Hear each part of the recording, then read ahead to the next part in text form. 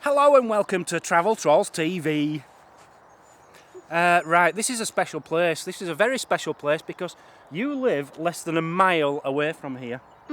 This is your homeland, isn't it? Yeah. We are at St Edmunds Abbey. Is that what they call it? The Abbey Gardens. Well, the Abbey Gardens is in Yeah. St Edmunds, Bury St Edmunds Abbey.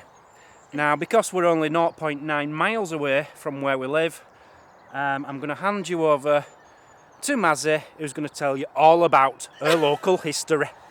Take it away, Mazzy. Go on. Don't do this to me! So before I talk about the Abbey, I want to talk about St Edmund. Now, St Edmund is like the man I like more than anybody else in the world right at this moment, apart from Travel Trollette. Because he was, and still should be, the patron saint of England. He really was. Did you know that? Yeah. You knew that? I did. Well, you should have told this story then. Right, he was the patron saint of England. Everyone loved him. And then Edward the First, was it? Edward the First went abroad and he saw something to do with St George or his grave or a shrine or something and came back and says, oh, I quite like St George, I'm going to make him my patron. But then 100, 200 years later, King Richard II, I think it was, said, well, I'll tell you what, let's just get rid of St Edmund as his patron saint, let's just use St George. So now, to this very day, it is St George's Day, once a year. Our patron saint is St George, which really, really annoys me. I nearly swore then. It really annoys me. He'd never even been to England. There's no proof that St George had ever been to England. He wasn't English. St Edmund, he was born and raised here and died here. He were a proper man, he were a proper saint, and he should still be the patron saint of England. So I just needed to get that off my chest. It's been playing on my mind for the last 24 hours since I've been researching Bury St Edmunds. Shame on St George. I will never ever celebrate St George's Day again. Instead, on the 20th of November, I will start celebrating the patron saint, St Edmund, the patron saint of England Day. And apparently, a couple of times in the last 20-30 years, the locals, and the local brewery even, have been trying to reinstate St Edmund as our patron saint. It's been to Parliament and everything. Oh, really? Yeah, and they kicked it out. So yeah, that's off my chest. Let's talk about the Abbey. There it is. Woo! So you've got the cathedral in the background there, and there are bits of this Abbey all over this park. They call it Abbey Gardens. But this bit really annoys me. There's a sign on this. Okay, read what the sign says. Any person damaging the ruins or walls will be prosecuted. Well, I'm sorry, but as far as I'm concerned, that is damaging it as much as anybody knocking part of it down. Don't you agree? That's disgusting. You know, put it on a little plaque on the floor or something. That's ridiculous. So this abbey was one of the richest abbeys, Benedictine abbeys, in the whole of the world at one point. And it is where St Edmund himself was buried. Now, I'll tell you what happened to St Edmund. He was like the king of this area, and people believe he was the son of King Ethelwald or something. I can't remember how you say his name or pronounce it. I don't know. But they think he was the son of the past king, who was like the best king of all time ever. I think. I don't know. Anyway, he was buried here. And he died because the Danish, the Vikings, came over and started taking over. And they came down to this area and they saw St Edmund and they says, right, Saint, we want to fight with you, we're going to kick your head in. And he said, well, I'll tell you what, I'm not going to use any weapons. This was St Edmund. He said, I'm not going to use any weapons because I'm a big believer in Jesus and all that lot. And we don't believe in weapons. So he threw his weapons on the floor and says, come on then, let's have a go. So they went up to him and he didn't have much of a chance. He didn't have any weapons. And they were Vikings and really hard. And there were a lot of them. So they caught him. They beat hell out of him. They beat absolute hell out of him. And then they tied him to a tree, they bound him to a tree. And then they did a bit of arrow practice and shot him loads of times with arrows. And he says, you can do whatever you want to me. Yeah, the beating hurt. The arrows, they weren't nice, they were very sharp. But I'll tell you something, I'm never going to stop believing in Christ. He says, you do whatever you have to do. I don't think you can hurt me any more than the punches you've just given me and the sharp bits in my body. So they says, right then, so they cut his head off and threw it in the woods. This is all a true story. This happened in the year 969 or 869, one of the two. So then St Edmund's gang, all his followers, everyone who loved him, they all came along looking for him. They knew he was dead. And they found his body on the floor and they were looking for his head because his head wasn't there.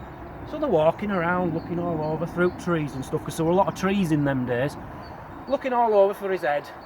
And they hear this voice. I think I've told you this story a long time ago on a separate video. They hear this voice.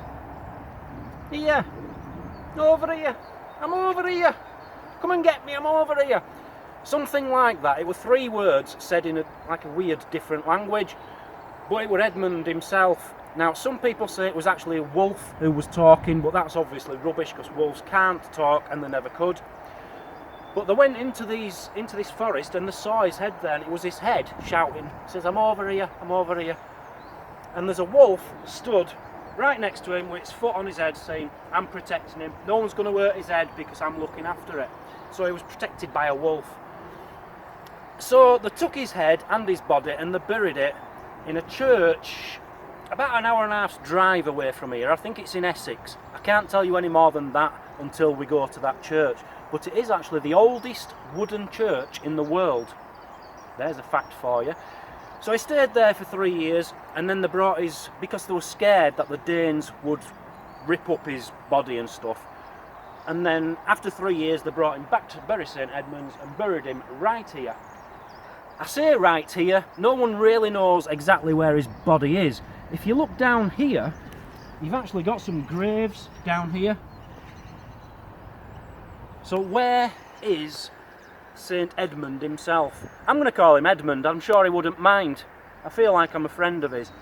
If you look in the distance over here, I don't know if that's picking it up on the camera, but there's some tennis courts. Now, it's been in the news in the last few years that they're considering digging them up because they believe that is where St Edmund is actually buried. Because underneath the tennis court, apparently, it used to be a graveyard, and that's where they think he is. So, I don't know if you know the story about King Richard III, where they found him buried underneath the car park, but they're trying to do a similar thing under them tennis courts to find St Edmund, or my mate, Eddie. It's not just about the history here at the Abbey. There's also some birds in cages. Would you like to have a quick look at these? Yeah. They're very noisy, very birdy, and very colourful. Let's have a quick look.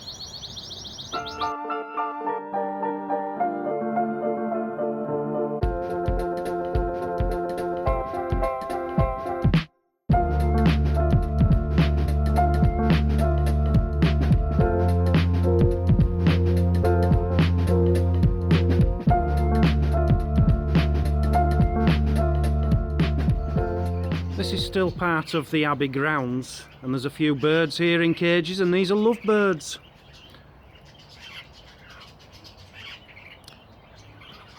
Lovebirds, well, there's actually 3 of them. Why is there 3 lovebirds, will you just explain to me? Whoops, I better come out of your face a bit. Ooh, you won't like that.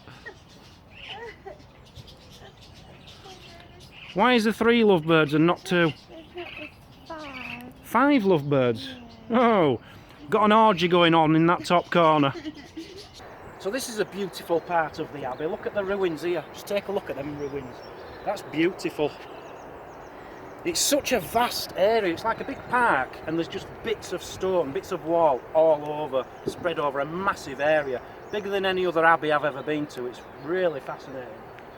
Anyway, how did the Abbey come about? Well, they'd been doing stuff here for 300 years.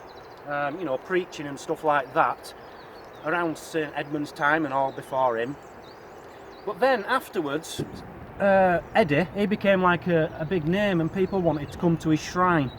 So, some monks were introduced from St Bennett's Abbey. Now, I don't know if you remember this, but we've been there. Have we? We've been there.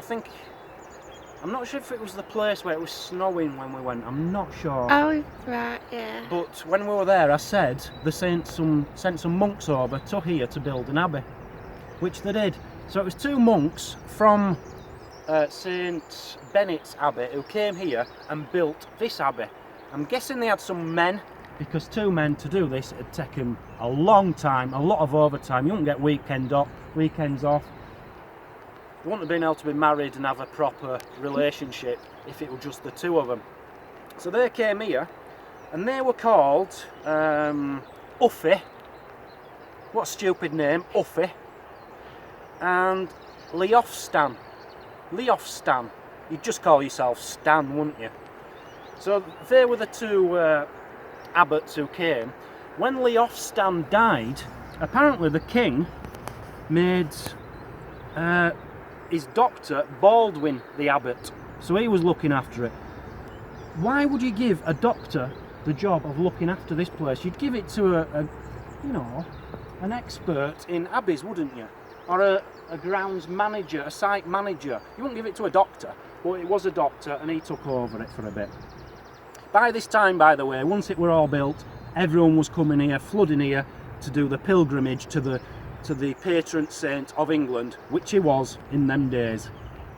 So Bury St Edmunds Church was one of the largest in England. It was massive, absolutely massive. Nowadays it's just a ruin. I'm not sure if this is the church. I don't know where the church is, but it's just a ruin. But there is 2 more churches being built since. One of them, I believe, might be St Mary's Church, which I'm going to take you to in a separate video. And one is what is now known as Bury St Edmunds Cathedral. Yeah. It's over there. So they built that in the year 10 something. Oh, I don't know my facts. 10 something. They built a cathedral in 10 something. I don't know. My favourite part of this story is within this abbey there were 3 breweries. 3 places where they made beer. I bet there were one there, and one there, in like a triangle, so there were always one close to where you were. Now I'm guessing the brewery was also the pub, so you'd have had 3 pubs within the abbey. And I'll tell you why, because the monks who were here were allowed 8 pints per day. 8 pints per day to be a monk. I'm telling you something, I have thought about it being a monk in the past. I just didn't think I'd suit the haircut, but I'd be tempted. If this was still as big as it was in them days, I'd be knocking on the door saying, hey, I'd love to become a monk for you, because I love St Edmund, I love him to bits, and I love beer. Let me in. So this place was massive, its economy were doing really well, because everyone was coming here to see St Edmund's shrine. Now in 1327, by this time they were getting a bit cocky with these monks. They were charging taxes for the local people on everything. And I'm not making this up, they even charged taxes on picking up horse muck from on the streets. If they picked horse muck up off the streets, they had to pay taxes on it. You couldn't just take it. So the local people were getting a bit cheesed off with this, and they all stormed over here and they says, you aren't letting us, you are going to let us have our free horse poo. It's coming out of our horses on our streets, and if we want it, we'll have it for naught. So they all came here and had a big riot. This were in 1327. A few monks were killed. It didn't go down very well, but after that day, the monks and the abbot started to be a bit nicer to the local people, and horse poop became free. And just to tell you a little story about kings, because I do like where kings have been. A king has stood here, I'm sure a lot of them did. King Henry VI came here at Christmas one year. He thought, I want to visit the shrine of St Edmund, the patron saint of my country. So he came here at Christmas just for a short couple of days break, but he actually stayed for 4 months because he liked it so much. And you can understand why, with there being 3 pubs.